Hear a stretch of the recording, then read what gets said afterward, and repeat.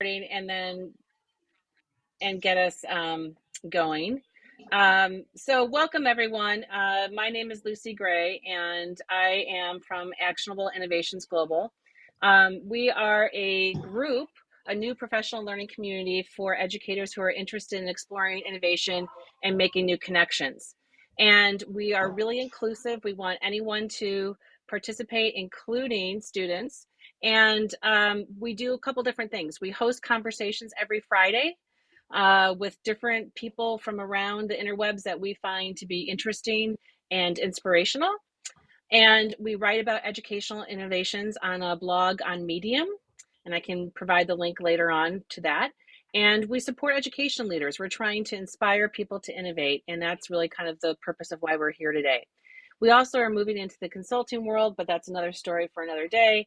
And recently we merged from being just actionable innovations with a global ed community that I used to run. And so now we're Actionable Innovations Global, and we actually have a community space.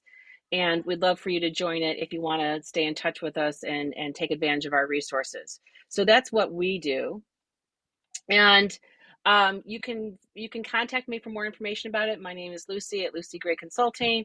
You can also join the community at actionableinnovations.global and follow us on Twitter at Global Ed Action as well. So that's what we're about. Today, we're going to be hearing from some students from Marymount School of New York. We're really excited to have them here. And while we're doing this, we'd love for you to introduce yourself in the chat. Tell us where you're from, what your interest in innovation is, what your role is, that sort of thing. If you want to add your Twitter handle and your LinkedIn profile, either one of those, you're more than welcome to do it. Students don't need to do that, but adults, if you want to stay connected, you're more than welcome to use this as a networking opportunity. And then if you want to tweet out anything about this, you can use the hashtag GlobalEd22. That's our hashtag this year. And then make sure that you're muted when you're not speaking, just so that we don't have loud background noise and that sort of thing. So I'm Lucy Gray. Don Buckley is my co-founder. He works with the Marymount School, and he's going to be interviewing the students today. And we're so happy to have you here. So thanks for coming. Eric Walters is a teacher at Marymount School. I've known Eric for a long time. He is also an Apple Distinguished Educator, and Marymount is an Apple Distinguished School. So lots of exciting things have been going on with them for a number of years. I've actually visited this, had the opportunity to visit the school several times, and I'm always impressed with what they're doing. Eric, how are you today? I am doing quite well. Thank you so much for having me, and thank you so much for having our students here today. Well, we're excited to talk to them. Like, we're tired of adults. We want to talk to young people who are going to change the world. And I know that you had a climate change conference that you all ran recently, and I hope you'll tell us a little bit about that during our conversation. So I'm going to turn this. Okay, great. I'm going to turn this over to Don, who is going to give his Proust questionnaire, and the Proust questionnaire comes from Vanity Fair. If you've ever seen Vanity Fair magazine, on the back there's a questionnaire with celebrities, and Don has very cleverly adapted this motif for education. So I think he's going to warm up the students today with some of the Proust questionnaire questions. So over to you, Don.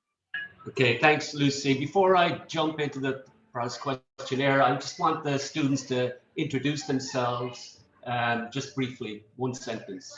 Okay. Hi, I'm Alexis, and I'm a junior right now, and I'm interested in psychology.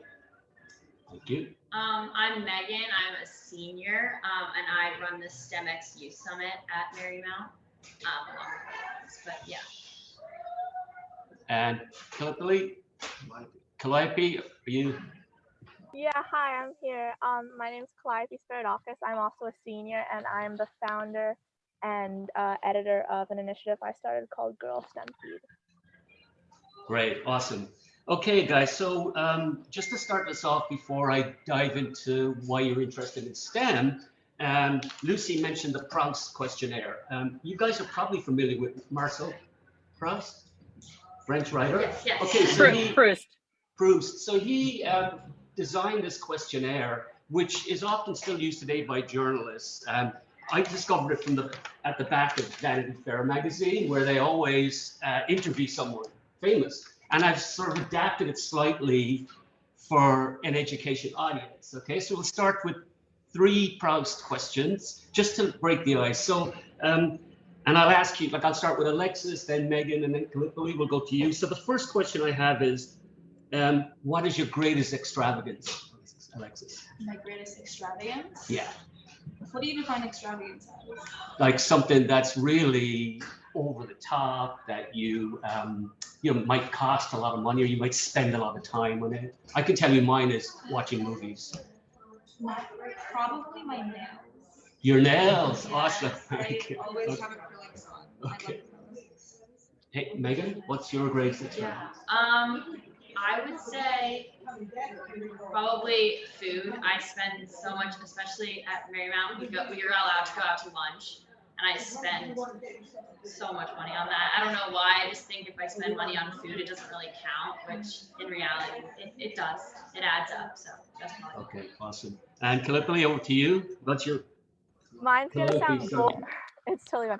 Mine's gonna sound boring because I think it's also food. I'm a huge foodie, especially in Marymount. I love going out, and even on the weekends, I like going out and trying new restaurants and trying new cuisine. So definitely food.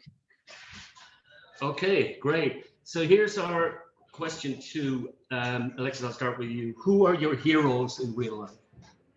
In real life, it would probably, this might sound a bit cliche, but it's true. My parents, they're immigrants and they came here to like pursue a higher education. And I think that they've just been big inspirations for me. And they're also my heroes because they just wanted a better life for me and my sister. So. That's awesome. That's awesome. And Megan? Yeah, I'm kind of gonna steal it a little bit. My mom has definitely been one of my biggest heroes in the sense like she's always taught me to be kind to others and to speak before you act. And that's like a big lesson I've learned over the years from her, especially as a teenager.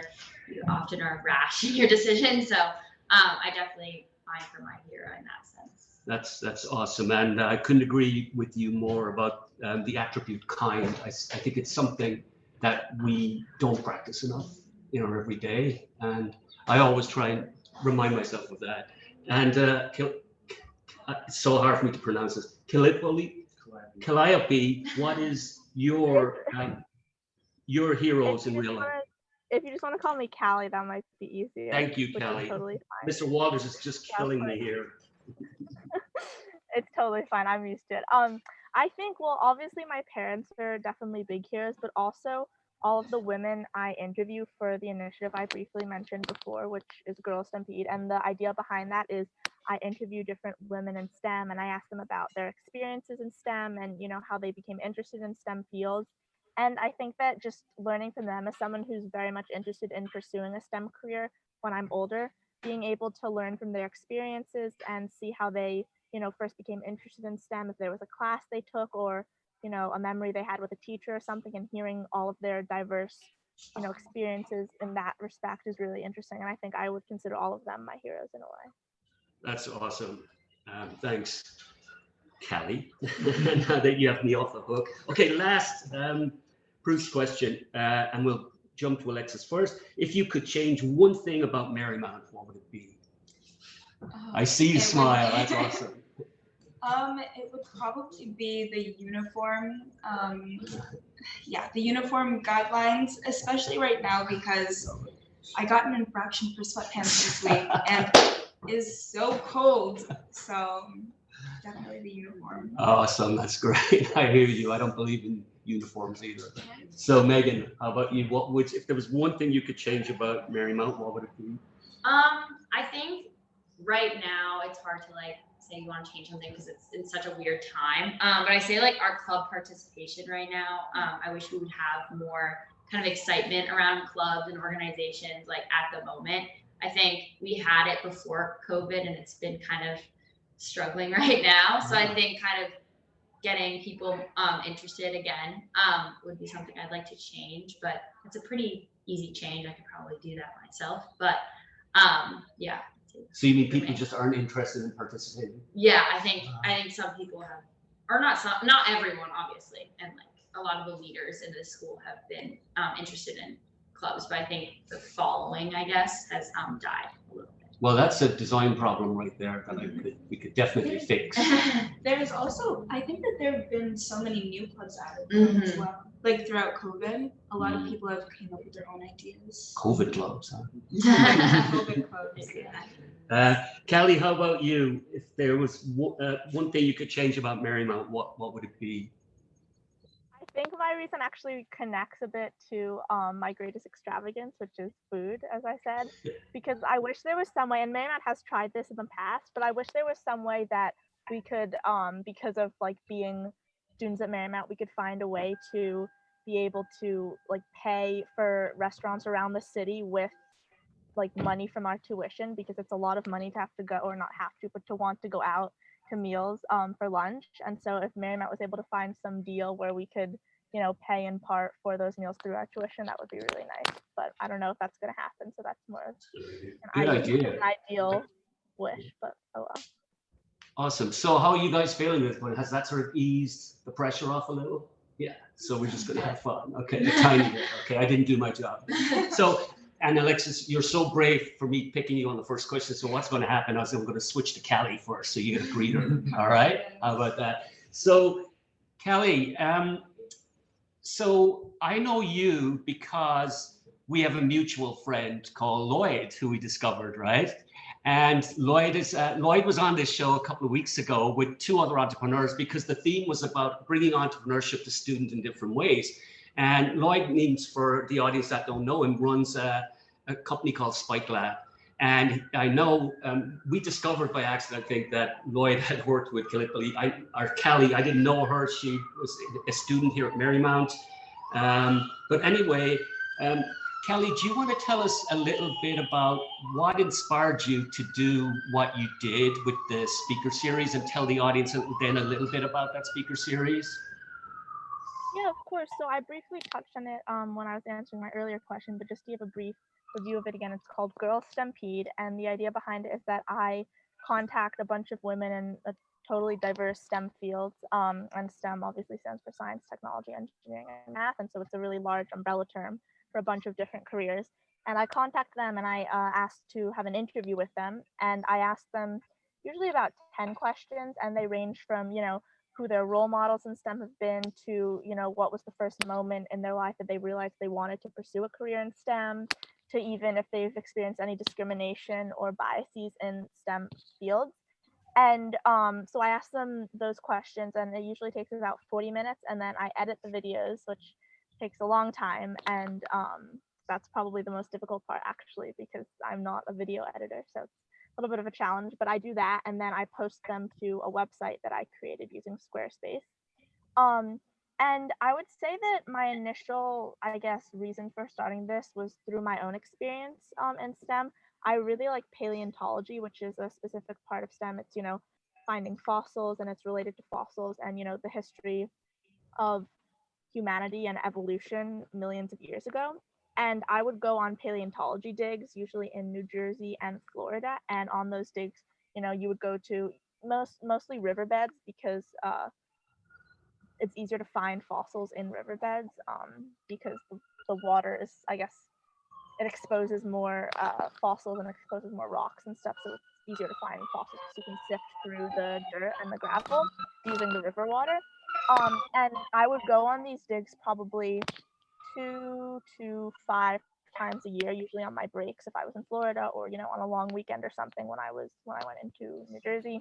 And I would notice, starting from probably about 9 or 10 was when I went on my first dig, I would notice that I was always the only woman. And I was definitely, maybe actually once or twice there were some older women, but I was definitely the only young woman. And I mean, that never discouraged me, really. I never wanted to stop doing it because because I was the only young woman, but I also sort of realized that it shouldn't be like this, and that there should be other people. And I never really had anyone to look up to in the field, or anyone like me who I could ask advice from or question or anything like that. And so in a way, I started Girls STEMpede for myself as a way to find women in STEM who were interested in paleontology also. And it started with just me talking to paleontologists, but it expanded from that to just all of STEM fields, because I realized that there were other girls like me who maybe weren't interested in paleontology, but who are interested in another niche field in science and who didn't have any role models to look up to.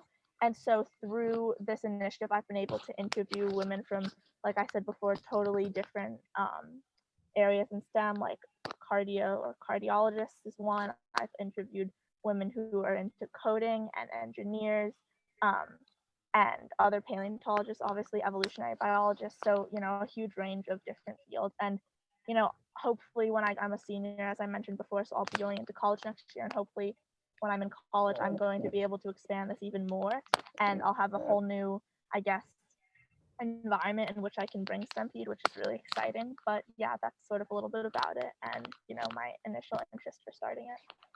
Wow, that's amazing. I mean, to take the initiative and spotlight people like that. Did you have a favorite speaker? That's hard because they've all been really, really cool, and they've all given me really interesting advice. One of the first women I interviewed, her name is Nisa Goldberg, and she's the senior advisor of women's health at NYU Langone. And she works a lot with, women's rights, specifically within cardiology. And, because what's interesting is that if you're a cardiothoracic surgeon or if you're a cardiologist, the symptoms for heart attacks or heart disease in women is very, very different than in men.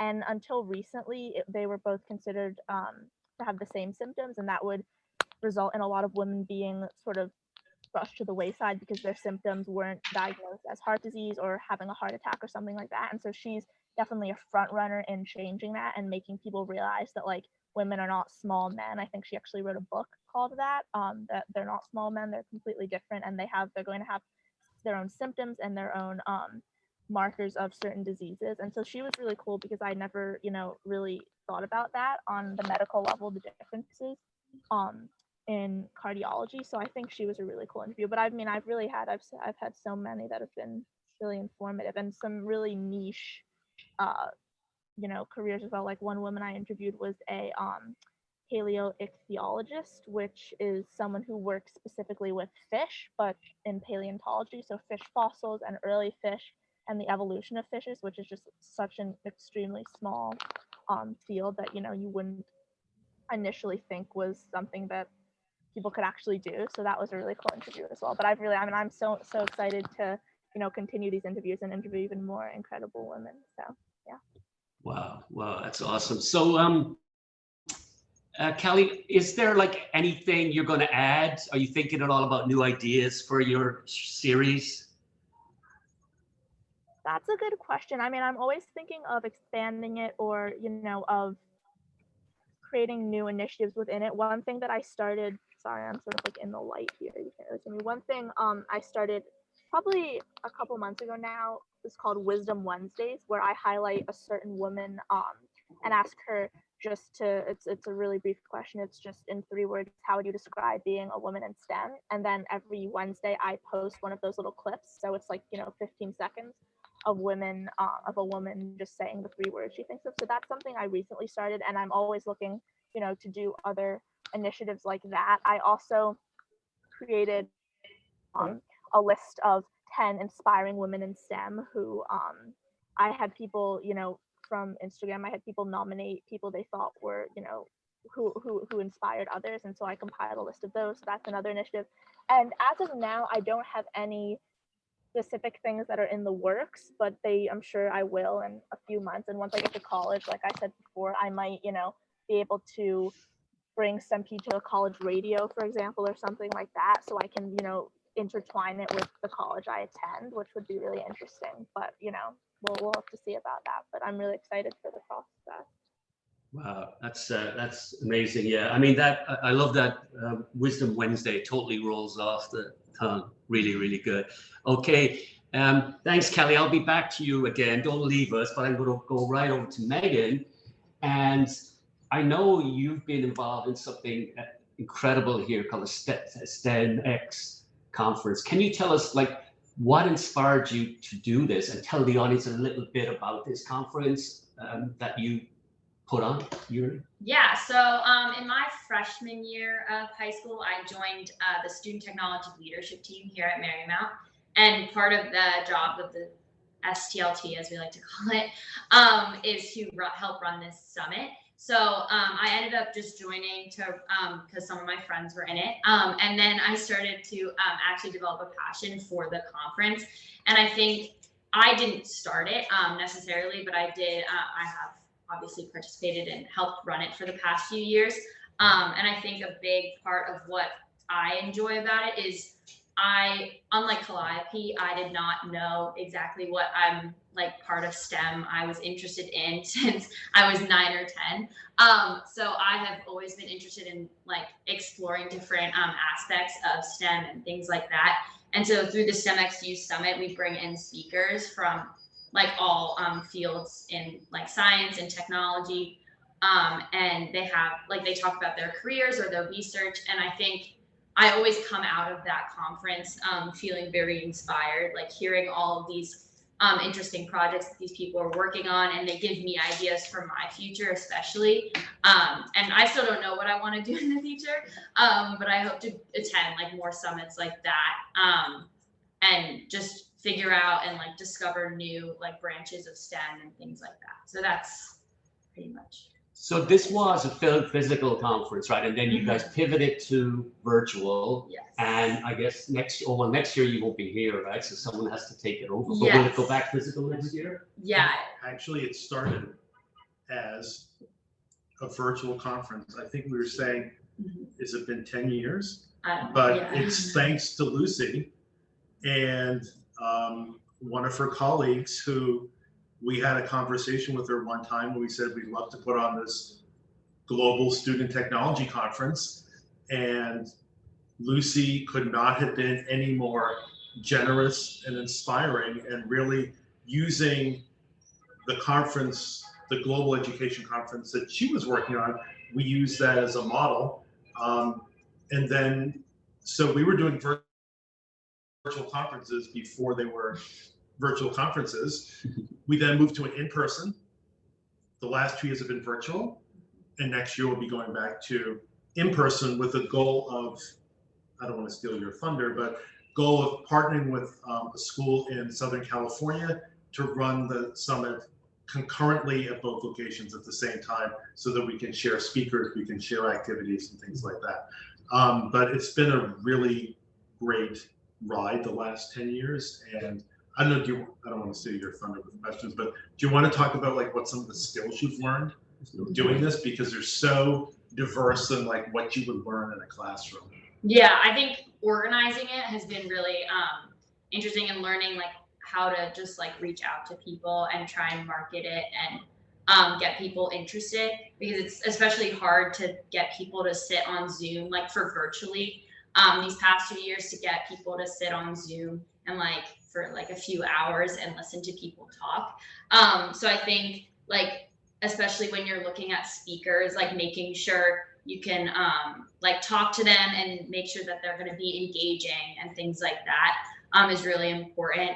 Yeah, I think like the marketing aspect has been really like something I would never have learned in a classroom, and like that's really random, and I don't think anyone in high school would ever kind of be exposed to that. So that has been like, that's been a big part of it. But, yeah. And problem solving. And and problem solving. This year we had our keynote speaker cancel on us like 30 minutes before. So it was like, we had to like do some moving around and things like that, and it all worked out in the end. But yeah, problem solving was definitely a big part of that. Yeah, so I think what's amazing about this, Megan, is like the deliverable that you've created with your team for this conference. Like that is the assessment in itself. It speaks for itself as to what your knowledge and what attributes, what skills you have. And I think that's what's truly amazing. I mean, I don't know why there wouldn't be college credit for that, you know? Keep trying. Yeah, I mean, to me, that is, you know, such a great skill to have. And I know this because I've ran so many conferences, and I know what it takes to find the keynote speaker, the speaker that's going to end it for you, what value will they add, and what comes in between.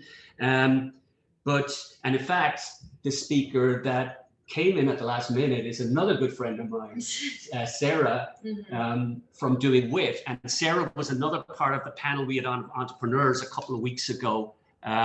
We had Lloyd, Sarah, and Sebastian, and Sarah Helmhorn, who runs a Doing With, which is an entrepreneurship program for students. And the third one was Sebastian Martin, who runs Cambio Labs. So it was good that Sarah was able to come in and do that. And I think you had just heard Sarah on the show, wasn't that it? Yeah, it's Mr. Walters. But great, Megan. Alexis, last but not least. So tell us, what's your big deal in STEM? Yes, so I've been in like my school's independent science research for the past 2 years, but I started like right in the height of the pandemic because it was like 2020. So most of my have been done virtually. I'm in a group called like ICRT, and it's with a few different schools in the city, and we've been looking at strictly like pandemic related things. But I've also, last year I was in a program called Magic, and I was partnered with, well, my mentor, her name was Namrata, and she lives in Ohio, so it was completely virtual. But we were partnered together to kind of explore whatever I wanted to do.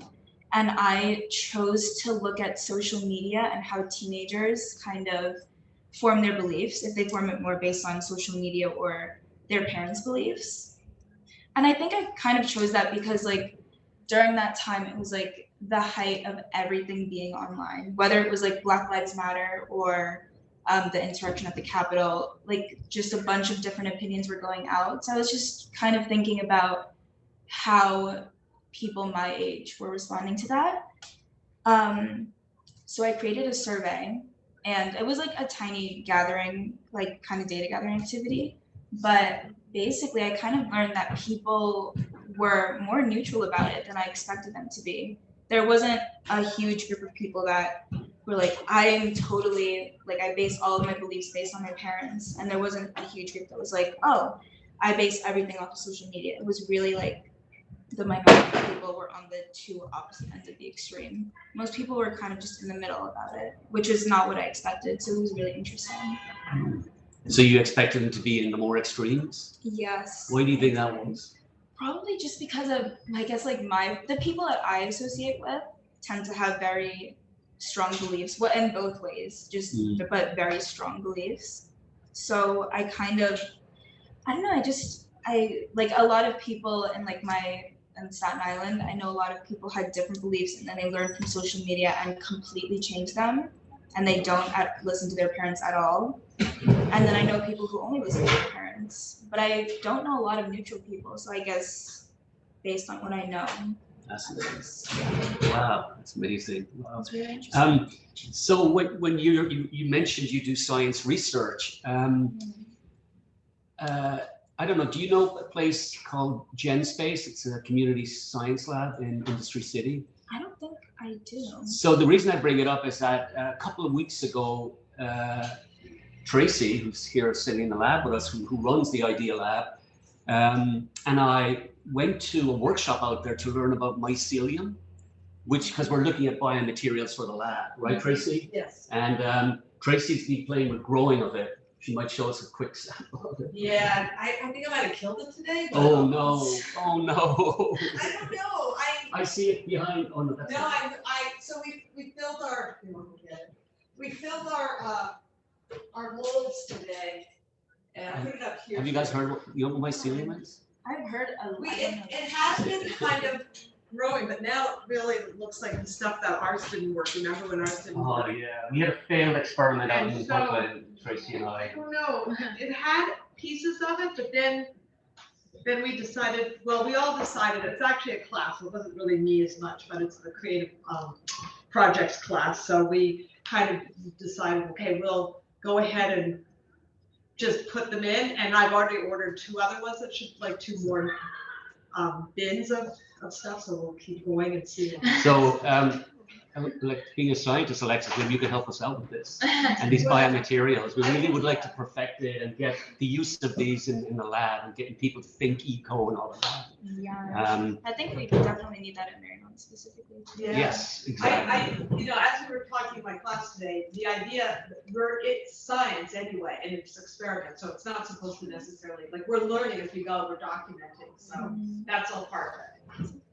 Yeah, awesome. So, Lucy, I think we should open it up to our audience than being listening to my one-sided jargon and these amazing students here at Marymount and what they do. So I don't know if you want to start the questions. And there's stuff in the chat here because I'm looking at it. And Lucy, thanks for putting in all these links. It's impossible. We need two people, as you know, to manage this. If I'm talking, I can't use the back channel. But, so I'm putting everybody into gallery mode, and I stopped spotlighting you so we can see whoever is speaking. I have a question for you, and if anybody else wants to speak, you can raise your hand, and I'll call on you next. Tell me about tell me with your conference, how do you involve other kids, other students? How do you do outreach to get other kids interested in STEM and to come to your conference? I'd be really curious about that. And if other schools wanted to get involved with your STEM conference coming in January, what would they do? Mm-hmm. Yeah, so in the past, we had tried to reach out to kind of like the Mr. Walters of all the other schools in our area. So like the technology people at the school, and then trying to promote that like to their students if they're interested. And then I also reached out to the various, so we have a brother school called Regis, which is near us in New York City. Mm-hmm. Yeah, so we tried to reach out to their technology clubs. So we have a list of their clubs that we were able to reach out to. So they have a TEDx club. I don't know if it's still going because I emailed them and they never emailed me back. But I emailed a few of their technology clubs to get some outreach. And then I know Mr. Walters did a lot of work promoting to schools in his network as well. So if you want to talk about that, but yeah. So first of all, there's only one Mr. Walters. So Yeah. Get that across first. Hey Don, we've lost your picture, by the way. I don't know why, but I don't see your picture anywhere. Yeah. No, let me. Your video is missing. Oh, okay. There we go. Thanks. So one of the things that I do some work with a group called Ed Change Global, which is they put on a summer conference. So I have access to people that are willing to be sort of on other people's mailing lists. And what we've really done over the last 5 or 6 years is just generated sort of this master list of people that have ever come. And we do regular mailings with them by email. We found that with students, Twitter wasn't particularly effective. We also found with students that getting them to register 2 months in advance wasn't effective, that really based on their schedules, we could do some outreach before Christmas, but really our key outreach was really the 2 weeks before the summit. That's when students decided they want to attend. But we have a list of about, I would say close to 1,000 schools that we reach out to. I think this year we suffered a little bit in terms of attendance because I think people were also going through Zoom fatigue this year. And that was our decision for bringing it back in person next year. But I'll post it on Twitter. That's a good way to reach other teachers. And then just anytime I'm at a conference or a workshop, I just promote it that way. And like I said, we have a good list of people, and we have people that are champions as well that are willing to promote it for us too. So, which we appreciate. That's awesome. And you can always, we've moved from the Global Education Conference to Actionable Innovations Global. It's the same community, but just a different look and feel. And you're always welcome to post in there, and we'll post on social media too. So when you're ready to do that, just let me know. Anybody else have some questions that they want to ask? I would love, Marcy, you had a question about, or a suggestion earlier. Do you want to grab the mic and ask?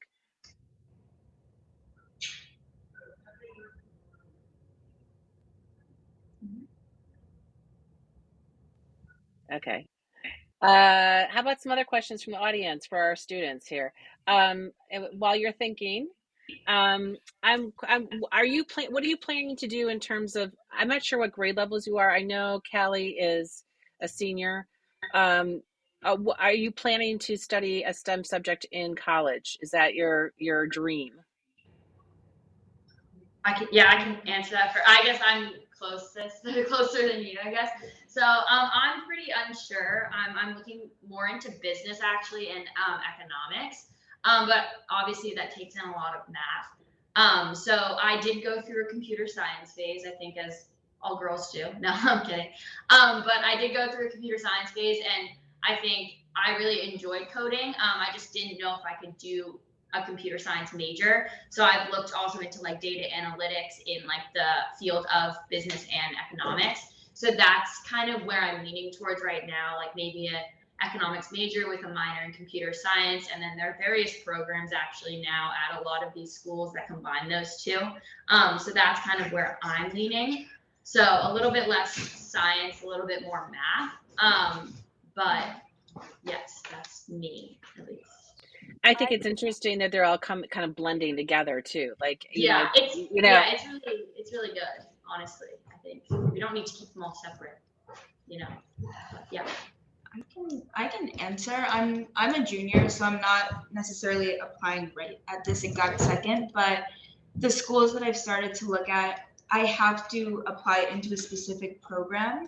So I am most likely, like 95%, probably going to do psych of some kind. I'm not 100% sure what kind I want to study yet, but that's my plan. I've always been interested in psych, so. Callie, how about you? What are you going to study? Yeah, Because I know you got accepted somewhere recently as well that you're very excited about. Oh, yeah, I can also speak to that. I can't turn on my camera though. It says that the host. That's fine, no worries. Intentional, but yeah. Oh, here. Okay, perfect. Now I can turn it on. Hi.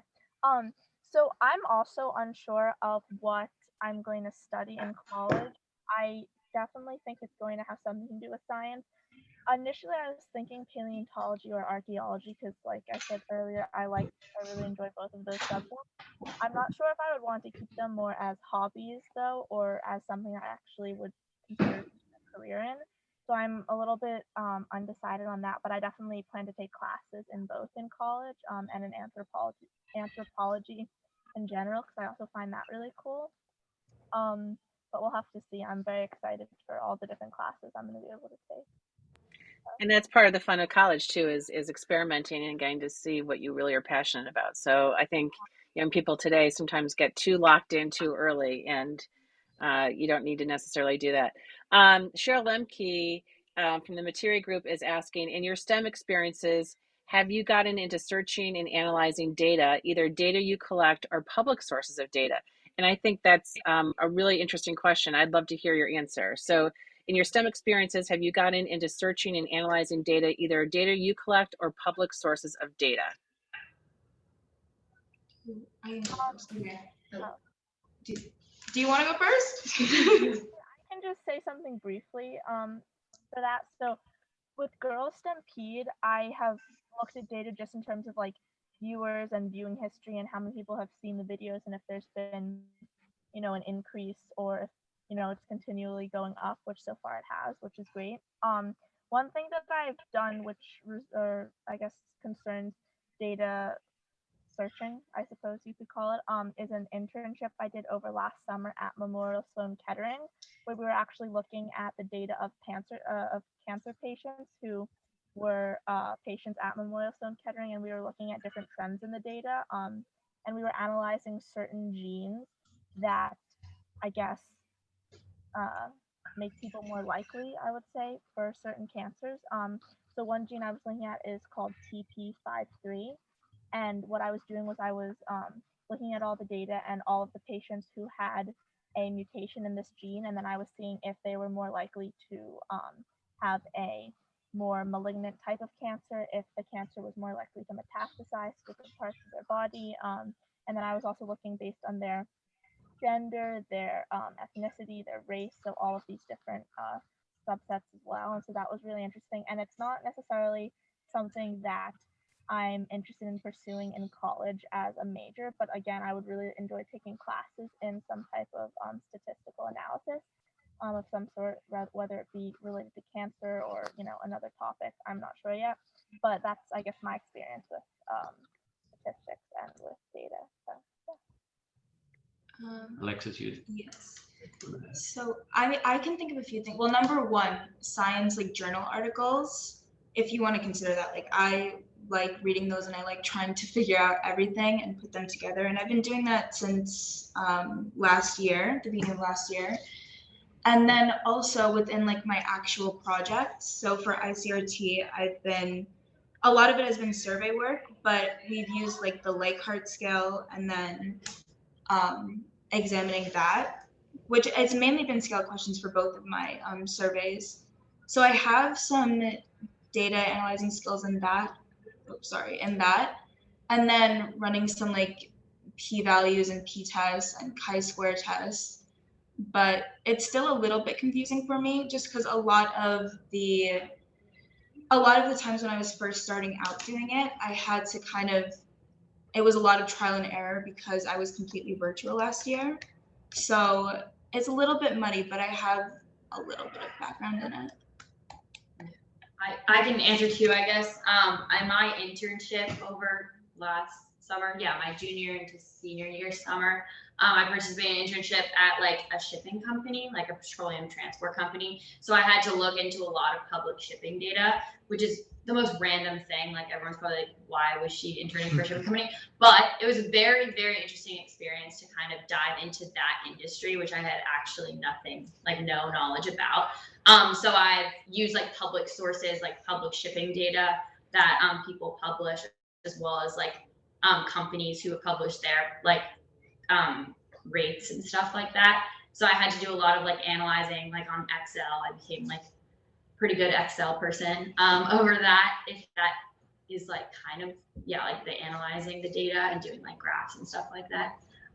But that's more like money and like economics, I guess, and finance, less science. This is an area that kind of interests me in terms of data, because I'm working on a project for a friend who is in the news business, he wants to reinvent the journalism, basically, or create tools that will help journalism, because it's stumbling as a business model in the United States.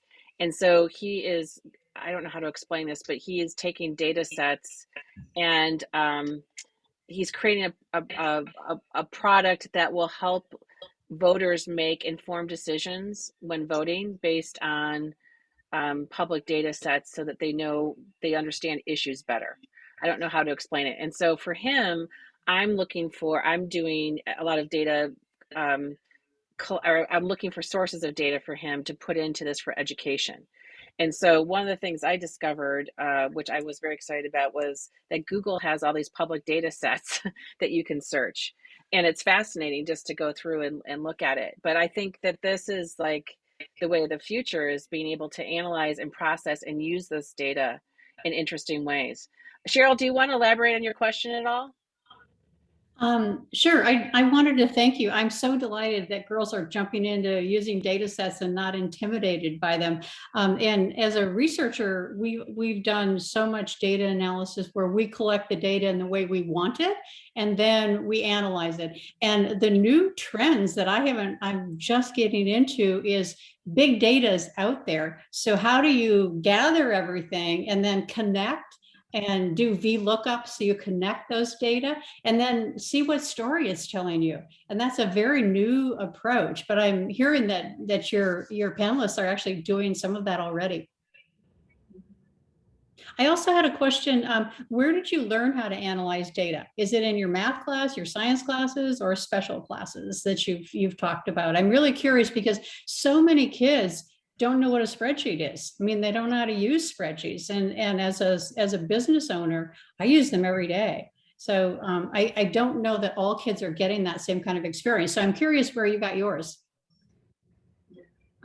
Well, for me, mainly in like chem, physics this year, and then also my independent science research class.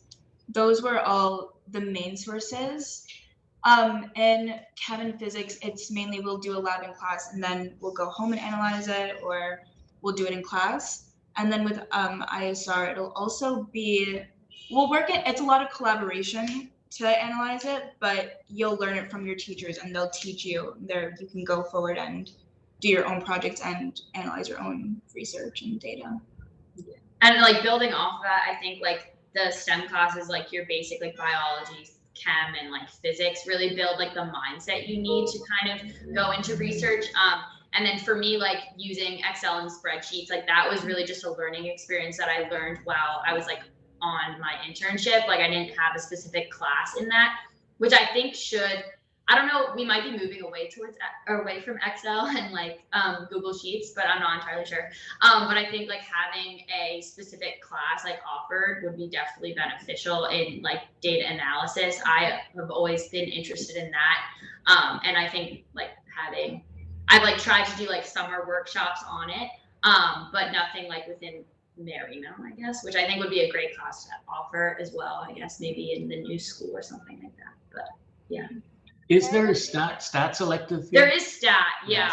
I think I don't take stat, which is kind of bad. It's a little, it's a tricky situation because typically they want you to take calc, and then if you're adding on a math, you can take stats, but you can't like choose if you're just taking one math. I think they're trying to make it more of an elective though, like AP stat, where you can take it. But yeah, I didn't end up. Yeah, there's always hierarchy with content, and in this case, calculus is key. You know, I totally hear you guys. Yeah, even though really stats has become very important, and big data was mentioned.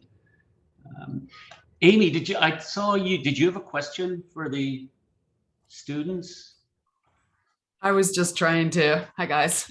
I'm an architect. I also teach in middle school and also higher ed, so kind of have a foot in either camp. But I was looking at your room, and the wall in the back is a beautifully detailed, wood wall. I'm looking at your environment, then I see on the, on one side, you've got an amazing collection of stuff, and so if you were to think about a space, the spaces that you occupy, the spaces that you learn in, are there elements of the environment, the room, that make it easier or harder for you to do what you're doing? For a variety of reasons, just what are your thoughts on some of how the space might impact what you're doing? I love that question. That's really interesting. For me, I know like our kind of junior hangout space, if I'm down there and I'm trying to do work, it's not gonna happen. It's much more of a social atmosphere, so I'm not going to get any work done. But I think one of the best things about our school is like the buildings and how beautiful they are. There are a lot of like tiny hidden rooms that I really like just going in and being alone and doing work in. And I think that like peacefulness, and like also just because I do my work in classrooms that I don't have actual classes in. And I think the change in environment is like really nice for me personally. Yeah, I think like the old, like not to be like a teenager here, but like kind of like thinking you're like in that dark academia, like in this like very old like historic mansion, and you're like, I'm gonna be really smart in this like old building, but then like you're just like a woman like doing like, I don't know, really hard science or math. Is like, it's a really fun kind of dynamic to be in, I guess. And yeah, I love the school, like the building, and it's sad that we're moving out soon, but I'm not gonna be there. You also take classes over at the Met too. Don't you have space over at the Met across the street as well? Yeah, that space is used by the younger grades, but these guys do take, if you're in art history, you spend time walking around the museum, Lucy. So yeah. Same for class 9. And same for class 9 does. Yeah, class 9. And just for the audience, I don't know if you noticed earlier, when we started the show, there were 2 students in the room with us. So that's a typical of, they tend to just occupy wherever space is available here and do independent work. It's almost part of a culture of school. And that's why these students were here earlier. And I said, no, there's no need for you to leave. We're having a show. Stay, do what you need to do. And then, so that I think is sort of interesting in terms of how people use the spaces at Marymount. It's our own little WeWork. Yeah, People it can is. work wherever they want, and Yeah. But Megan's right. Or Alexis is right. I know if I like, I would just love a whole floor to myself with just like all these different learning spaces. But Alexis is right that depending where you sit, you can get sucked into the social conversation and not get any work done. But I do think there's value to that. I think that, like, I think you can't do work all the time, and I think I look at our students and I think you do a reasonably good balance of balancing social and getting your schoolwork done. And I would just also add too that your interest in working with your teachers and reaching out to your teachers with questions or things that are driving your interest, I think is really, really impressive as well. Don, I Kelly- think you used the analogy in a few meetings ago of the collaborative hum. You know, there's something about this sort of buzz of stuff going on, which kind of can be really a great atmosphere. But when you need quiet, right? Yeah. Definitely, yeah, for sure. Pam wanted to ask a question, or Kelly, did you want to add on to that? And then Pam, you can ask your question. Oh, I didn't really want to add much, just that, yeah, we have classes at the Met, which I guess sort of connects to the architecture. When I take art history this year, and when I'm at the Met and I'm able to actually, learn about a work of art in the classroom and then go across the street and see the work of art in the museum and, see its size and you can look really closely and see the actual way it was formed. It's really awesome, and it's not something that many schools have the privilege of having. So It's an amazing setting, amazing location. Pam Moran, what's your take it away? Hey, it's good to see you, Lucy, today, and it's great to hear these young women sharing their work and their thinking. And one of the questions that I have is that, the space and place where they work truly, seems to be unique in terms of supporting you guys up in the work that you're doing in the arena of STEM. I'm wondering if you had any recommendations for educators across the United States to try to support up more young people in high school to do the kind of work that you're doing. What would you say to educators in general that they need to do more of or less of? I think that okay. So I think that number one, I think that there's sometimes a little bit of miscommunication between teachers and students when it comes to like personal things and time management and things like that. I think that teachers and students just need to be more understanding of each other in general, because like for example, if something is going on in my personal life, and I typically don't share like my personal life to the school counselor or to like anyone. So if something's going on in my personal life and maybe I do my work consistently on time in this class and I need an extension this one time, like I understand the teacher's frustration in saying, oh, you had such a long time to, give me a heads up if you needed an extension for this or X, Y, and Z. It's just there are little things that go on in everyone's life that you just don't know. And I think that we all need to be a little more conscious when we're dealing with people and what they're going through, because you don't know. So give them like the benefit of the doubt. Yeah. Unless they're like, there are some students, and I've also been the student that I've been like, oh, like I didn't do the homework, but like I never do the homework. Like that's a different situation. I just mean like, your students and just go with your intuition. So. Such wise advice. I couldn't agree with you. Callie, did you want to add something to that? Yeah, I was just gonna say something I think is really important, and obviously, Marymount's lucky in that we're a relatively small high school, and there's only about 60 people in my grade. But just for all teachers to make sure that they make the time for their students, and sometimes students, if they're shy, they might not want to reach out to teachers, but making sure that they're always available to talk with their students, and they're always there to give their students a helping hand or to be a resource and to be a champion of them and their work and their success. I think that's really important in whatever form it arises from. I think that just having that support system that you can find within your school is always key. And yeah, relationships completely matter. And they always just help make a student from just a regular student into someone incredible and someone who can change the world. So I think that's really important. I can also add, like, kind of just completely separate from that point, which I totally agree with.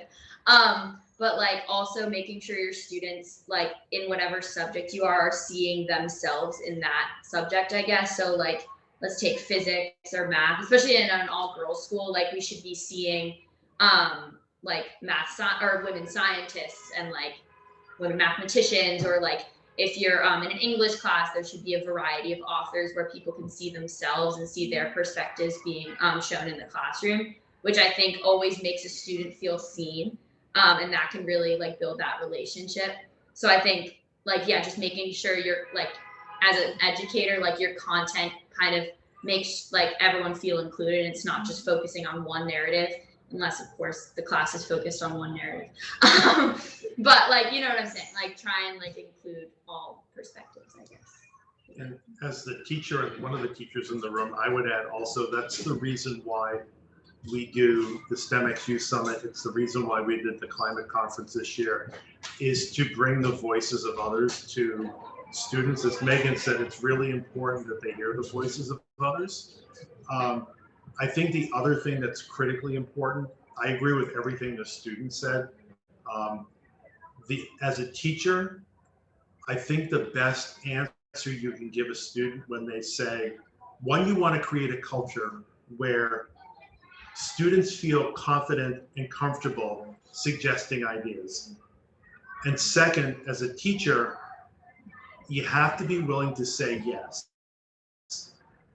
Yes, let's explore it. Doesn't mean we're going to do it, but like, let's pursue this and see where it takes us. And I think as a teacher, I think that's one of my greatest joys, is that when you say yes to a student's idea and it just takes off, either a little bit or a lot, like to me, that's what being here is all about. So it's one of the great things about working with Dawn and Tracy here is that we can have these conversations and say, well, let's give this a shot and see what happens, either from our perspective or from a student perspective. I think the worst thing you can say to a student is no, because I think it just shuts off the conversation right away. Unless they ask for an extension on the test, then the answer might be no. But other than that, so. And Eric, that the kids are going to be, the students, I shouldn't say kids, the students are talking, when you say no, they remember that and they feel thwarted and they're talking about it too. Yep. And so there's I think there's a way to kind of do both. Ellen has a question for you. Ellen, you want to take it away? Hey, Ellen, welcome, my friend. Hey, Dawn, I finally was able to make it to one of these. Here, let me move my Zoom window over to the other screen. Mine wasn't so much a question, but so I'm Ellen Deutscher, and I don't even know what my titles are anymore. You're a design thinker. Design thinker, teacher, and I've spent the majority, well, all of my career in public school. I'm out in the San Francisco Bay Area. And so, I'm always talking to Dawn, like, oh my God, your school campuses are just like so gorgeous, the spaces, but it's great to hear, when the students are saying like really what it comes down to is relationships, because sometimes in certain public school spaces, like this year I shared a room with a portable with 4 teachers, which was like total mayhem. But knowing that the things that come away with, yes, the space is nice, but the connection with the teacher is at the core of it, no matter where you are.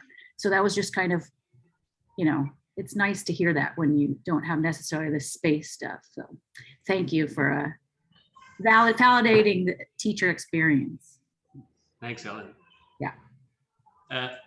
Pam, did you have any follow-up questions for our students that are running the show today?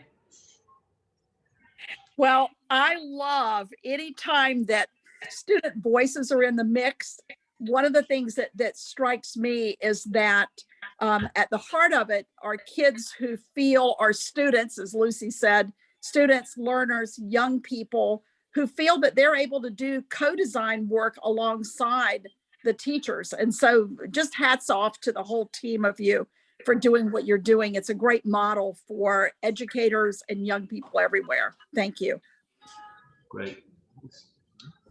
I think we're at the top of the hour. So as Lucy said, feel free to buzz off if you want, but we'll keep the room open in case anyone has further questions for these incredible students. They're so impressive.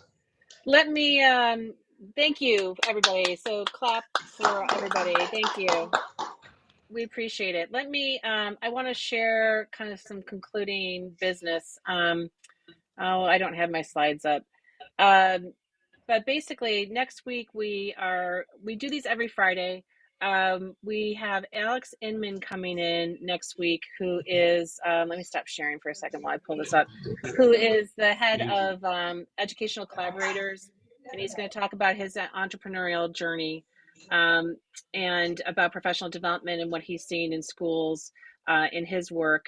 And then we have Nicole Tucker-Smith at the end of the month, and we also have Michael Furtick. Michael Furtick is from Taking It Global in Canada. He does a lot of youth work. You guys, the students here might be really interested in what he does. So he's going to be joining us. And then we have Nicole Tucker-Smith, who's a professional development expert out of Baltimore, who is coming as well. So our next conversation will be Alex Inman. You can register at Actionable Innovation Conversation or bit.ly/Actionable Innovation Conversations. If you want to get more involved with us, if you want to be a speaker, we'd love to have you. If you want to come and just be interviewed or talk about what you're up to or present a problem that you want a brain trust to weigh in on, anything like that, we're open to. Just send me an email and we'll get you scheduled. But we try to do this every Friday. We're going more global with this, so we're opening it up on Monday and mornings and Wednesday evenings as well, if this time doesn't work for people. So just know about that. We have a new community. It used to be the globaleducationconference.org. It's now actionableinnovations.global. You can join there and network with other people there, and more is coming with that. We're going to restart our Global Ed Conference in the fall with support from World Savvy. And you can follow us at globaladaction.com. So anyway, if you're interested in speaking and that sort of thing, please get in touch with me, and we'd love to have you be part of our journey as we explore innovation.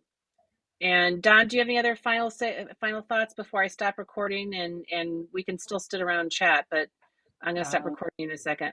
No, I just want to thank the students again. It's like, bringing students into the mix just changes everything. And I just feel that's what we should be doing as educators. And there's just not enough of it going on. Let the students run the conferences. Let the students run the class, we saw 3 amazing students today. I've seen so many there's so many great students, and the work they do here is phenomenal. Not just here. The one thing we didn't talk about was your climate action conference that I wanted to know about too. So maybe Eric, as we go out, you can tell us a little bit about that. Oh, sure. So that was modeled specifically after the STEMxYouth Summit. I teach a senior elective in atmospheric science, and each year they do a project that's global in nature. This year they chose to do 2. They did a global climate survey on youth perspectives on climate change, and they're just in the process of analyzing their data now, and that will be released probably the beginning of May. And then the other thing that they wanted to do was they wanted to have their own conference. So they planned a conference very similar to the Youth Climate Conference they had. Basically, they ran, as I always say, they ran a 4-hour virtual conference with no help from their teacher. They did everything, and I just sort of sat back and hopped into Zoom rooms. They had a wide variety of speakers that talked on a range of topics such as How do you have a conversation with somebody about climate when they have a different viewpoint than you do? And then they wrapped it up actually with their closing keynote was somebody that used to be on the Bravo show Below Deck that's gotten into sustainability, and he actually got rave reviews because he was close in age to most of the attendees. So they very consciously decided like what arc they wanted for their conference, and they thought ending with somebody that was a lot younger was probably a better thing to do. But they had during the course of the day, they had about 60 students and teachers really throughout the whole thing.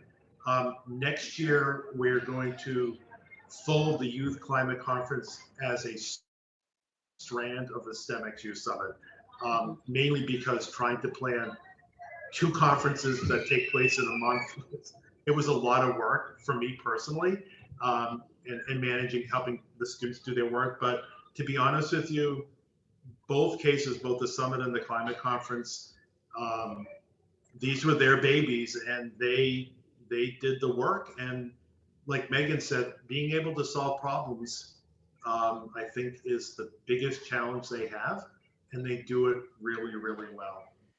So go ahead, I'm sorry. Is the link I have it as weather.marymountnyc.org/youthclimateconference.html. Is that the link? That's correct. Okay. All right. So in the archive is there all the recordings and that sort of thing? We actually, for both conferences, we opted not to record any of the sessions. We did some analytics with last year's sessions at Summit. Nobody watched them.